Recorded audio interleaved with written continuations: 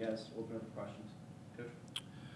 I think it's going well so far. It's certainly not over yet. I guess the team would consider preseason over because we're done with two-a-days and all that. I guess I consider preseason over when we really start playing. So we still have a ways to go. I think we are, obviously we're a younger team this year, so there's a lot of learning that has taken place and will continue taking place. A number of kids playing in new positions, a number of people just learning what it takes to be a Division I college athlete. So I think it's gone well. I think the serve-receive side of the game we've spent a great deal of time on in the last few days and continues to improve. And that's something that will need to be at a high level for us to be the level of offense that I believe we can be this year. Coach, talk about the coaches poll. What are your biggest takeaways from that? Do you think getting that third spot in the East, is that going to motivate your team? It certainly does. It's not surprising where everyone voted us.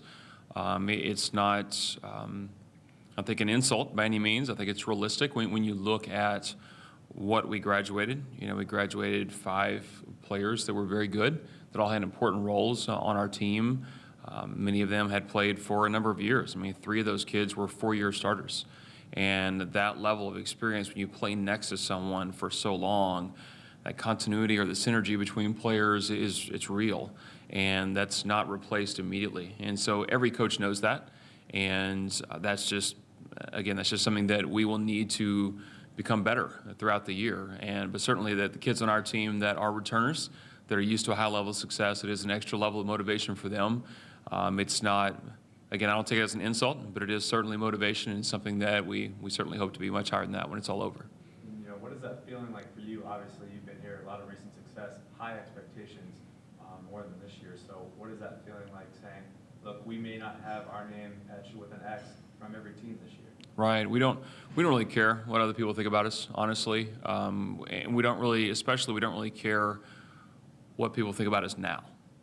We care a lot about how good we are when conference comes along, when conference tournament comes along. We want to be good every day. We want to win every match because we're all competitive people. But preseason polls and preseason all-conference teams and all those things, there's something that it's something nice to have. It certainly drives interest in our sport, in our team, in our school, but it's not something that really means a lot. I care that we're better tomorrow in practice than we were today. And if we keep doing that, over time, we're going to become a very good team. So if you could avoid going to that, coaches conference and making that vote out, do you think you would do it? Do you think you would avoid it if you could? Yeah, I definitely. I've always thought that it's something that it's something that gets done in every conference, and I think every coach takes it with whatever the saying is that's slightly less than a grain of salt. And so it's just something that's done. And it is true in every sport, at every conference. But I would tell you most coaches are like, okay, whatever. It's just something that's out there.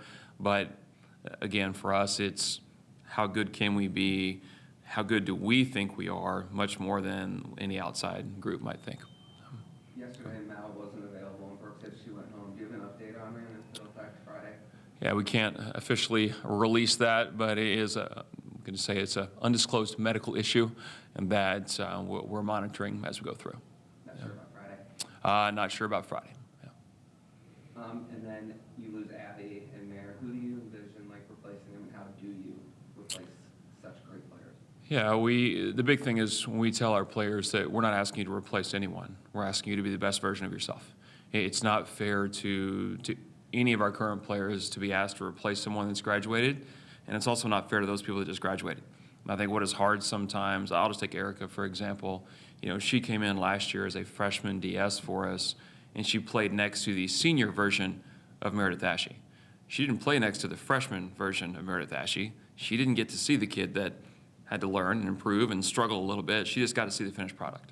And I think sometimes it's almost unfair when you see kids like, oh, well, I got to be that. Well, okay, you only saw the end result. And so I think we have a number of our players that are doing really well. I think Brooke has really emerged as a defensive leader for our team this year as a senior. We expect her to have a very important role for us back there. We have a couple of setters that we have kind of an ongoing competition there. Caitlin is who we believe will be our starter this weekend, freshman setter. We'll have a number of freshmen out on the court. And if you think back to, again, those that you just mentioned, Abby, Mare, Karin, They all became first-team all-conference players, but part of that is they were all freshman starters, and they all grew up together. And so in some ways, we're doing something kind of similar this year, and that we have some freshmen out there in some pretty important roles, and they'll be able to grow together, hopefully find success early, but hopefully find even greater success later.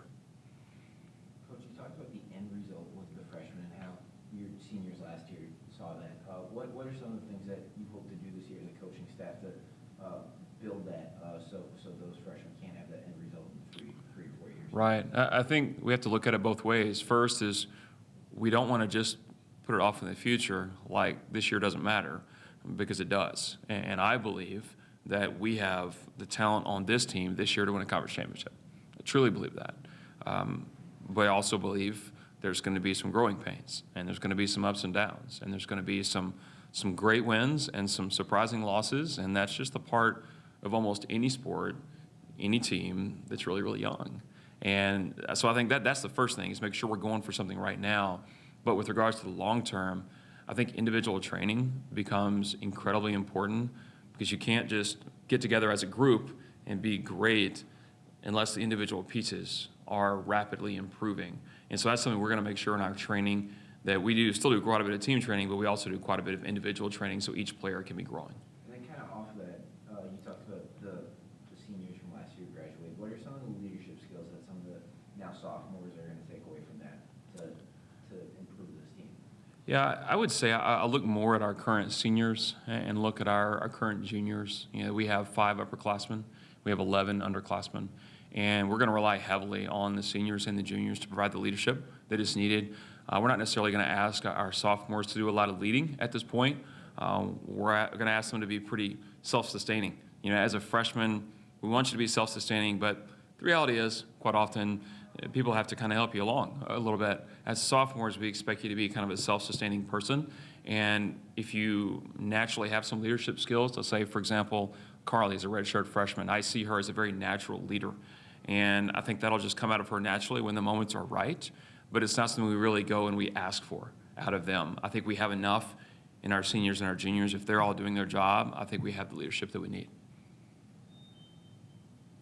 So coming up to the opener here, obviously you're playing a ranked opponent. I know personally, hearing from you the past couple of years, you would like that to start off. So how does that affect a team playing first game? You're top 25, you got to be ready to go. How does Right. that affect your team? Well, I think for the young ones, there's probably some extra nerves. I think that's just part of it. I think we saw that even in a scrimmage the other day when it's your first time to do it. It's, a little bit of that, but that's okay. That's why you do it. And I believe you get better playing really good teams. And I think you get better faster playing really good teams. Yes, it's challenging. Yes, maybe there's some extra nerves. Yes, when you come out and you see how many people come to our games, it can be a little overwhelming. But that's kind of a fun thing, too. It's not always overwhelming in a bad way. It can be overwhelming in a good way. It can be so much emotion, so much excitement to go out and play that you might find yourself playing better than you ever have before because the moment takes you there. And that's a great thing for coaches when you get to see kids do that, because you don't really know.